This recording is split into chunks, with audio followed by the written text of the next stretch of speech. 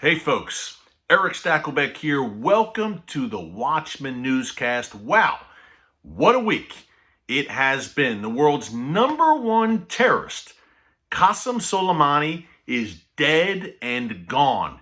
Now what? Now what does this mean for the Iranian regime's plans, for America, for Israel, and for you?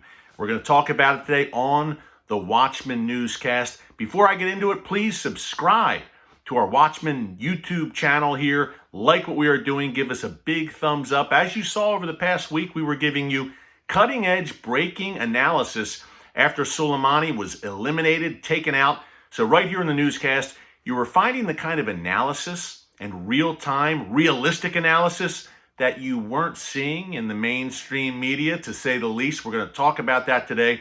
But before I get into that, let's start with a quick overview and a review of what got us here to this moment. The last weekend of 2019, Qasem Soleimani, leader of the Quds Force, the elite wing of Iran's Revolutionary Guards Corps. Kind of, if you think about the Nazi regime, the Iranian Revolutionary Guards Corps, they're kind of like the SS, that elite wing that answers to the supreme leader. The SS answered to Hitler.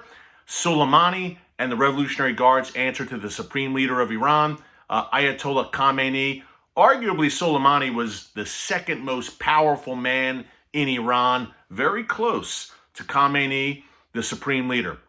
An arch-terrorist, without a doubt. He was the architect of Iran's regional strategy, which included taking control, essentially, of Yemen, Iraq, Syria, and Lebanon, and surrounding Israel on all sides with the intention to destroy the Jewish state. Soleimani was in charge of that. He was a strategic master, and he was in charge of all of Iran's external terror operations. A very dangerous man with loads of American blood on his hands. The Second Iraq War between 2003 and 2011, Soleimani directed Iraqi Shia militias to kill American soldiers, and there were hundreds, if not thousands, of American soldiers killed on the orders of Qasem Soleimani. And according to U.S. intelligence officials, he had more deadly attacks planned against American targets in the Middle East, and who knows, perhaps beyond, at the time of his death last week on January 2nd. Yes, it's already been a week.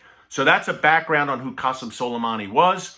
Number two, this latest round really kicked off the last weekend in 2019, when Soleimani directed Iraqi Shia militias to fire rockets at a military base in northern Iraq that was housing U.S. soldiers. One U.S. contractor was killed in that attack. The Trump administration rightly responded, bombed targets of this Iraqi Shia militia, Kataib Hezbollah, which conducted the attack, killed some 27 terrorists. A good day.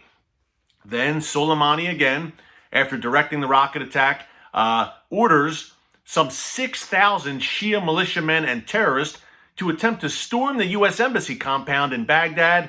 It was a nasty 2 days on December 31st and January 1st, but they were eventually beaten back, and they left as the U.S. Marines reinforced the embassy in Baghdad. But all of this absolutely warranted a response. The death of an American contractor, the attempted storming of our embassy, and the long 21-year track record of bloodshed throughout the Middle East. Soleimani was a bloodthirsty, wicked man. President Trump responded rightfully in eliminating Qasem Soleimani on January 2nd as he landed, surprise, surprise, at Baghdad International Airport to meet with these Shia militias and no doubt celebrate the attempted storming of the embassy in Baghdad and plan future attacks against American targets. He was taken out by a U.S. drone. Good riddance. And I said last week, folks, this was more important than the elimination of Osama bin Laden and Abu Bakr al-Baghdadi, the ISIS caliph, because Soleimani, number one, was not in hiding. He was marching around in plain sight in Lebanon, Syria, and Iraq. He was an Instagram jihadi rock star, photographed constantly with the likes of Hezbollah and these Shia militias that were under his direction. He was arrogant and boastful, and he took it a step too far when he stepped off that plane at Baghdad International Airport last week. So he was fully operational, number one, with future plans of terror and his life, by the way, because critics are saying, oh my gosh, this guarantees a Middle East war. Soleimani's been killed. No, Soleimani alive guaranteed a Middle East war because he was actively planning exactly that, provoking and starting a war with Israel and perhaps some kind of major conflict with the United States in the Middle East. So, fully operational and logically, look, al-Baghdadi, bin Laden were terrorist organizations. They weren't state actors. Baghdadi had the caliphate for a time, but that's all gone. Soleimani's got a powerful nation behind him in the form of Iran. And again, he was probably the second most powerful man in that nation. Good riddance. He's gone.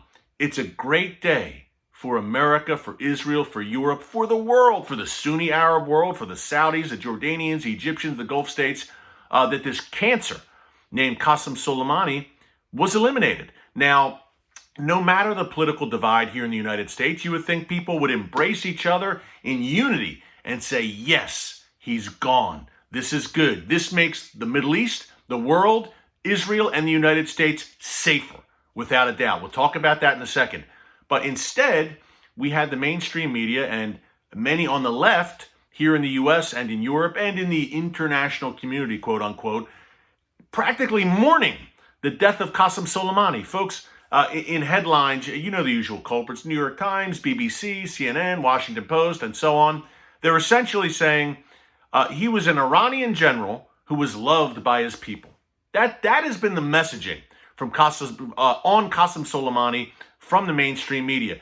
This was a legitimate government official, an Iranian general, a high-ranking Iranian general, loved by his people. How dare we kill him? Wow. That has absolutely been the reaction, undeniably, from the many portions of the left and the mainstream media across the Western world.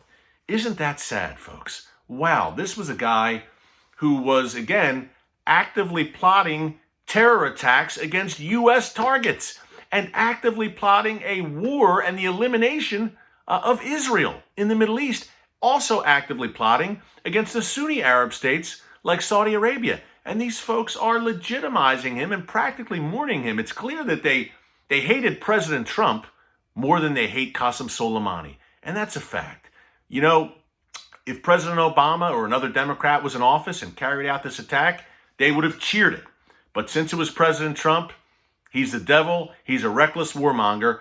Even though he showed great restraint, some of the same folks who were calling him a warmonger for taking out Soleimani were criticizing him for showing restraint when Iran shot down a U.S. drone, attacked shipping in the Persian Gulf, and attacked a Saudi oil refinery a few months ago. So you can't win.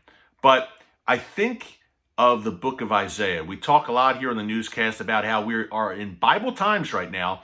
God says through Isaiah, woe to those who call good evil and evil good. And that's exactly what we're seeing right now. It's really a wheat and tares kind of moment, folks. We're seeing where people come down.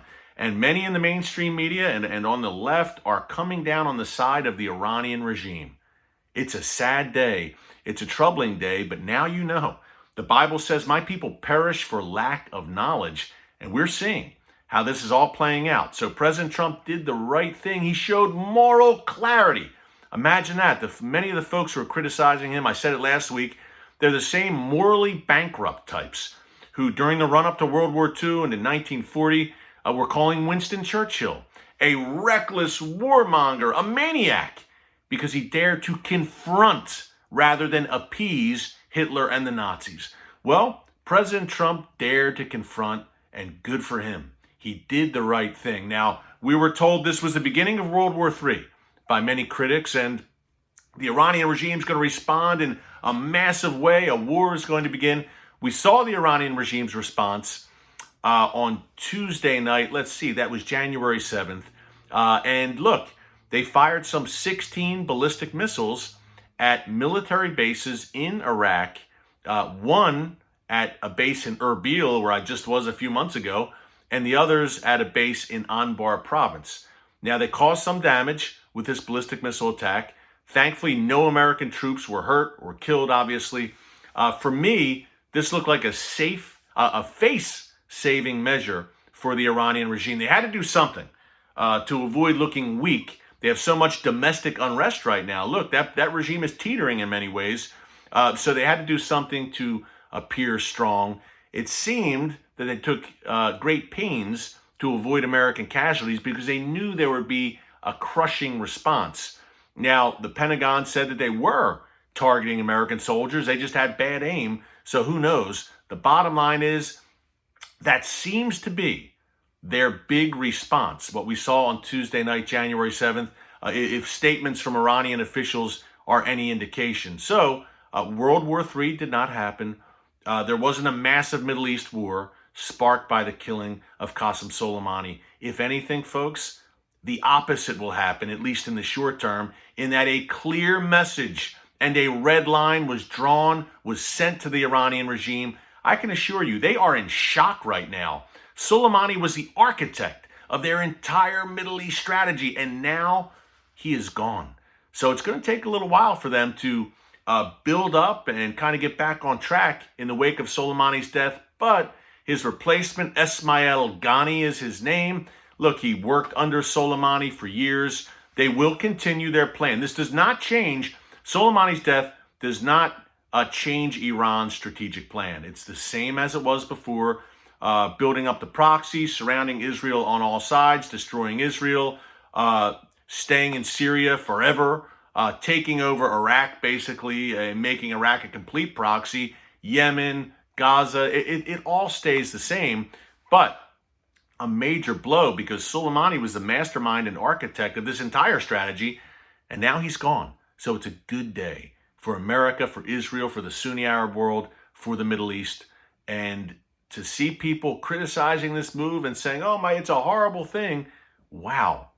This was an evil man. As we said, I laid it out for you, folks, what he was up to. For anyone to have second thoughts about his death, they need to look in the mirror and examine themselves and the way they're thinking, because we showed moral clarity here, and now we have major deterrent power. The leader of the free world acted like the leader of the free world. Imagine that. I could say a lot more about this, but we need to wrap it up. So before I go, just remember to watch the Watchman television show. If you love the newscast, watch our TV show every Friday night, 10:30 p.m. Eastern on TBN. Sunday night, 12:30 a.m. Eastern on the Fox Business Network. Join our team at CUFI, Christians United for Israel. That is CUFI.org, CUFI.org.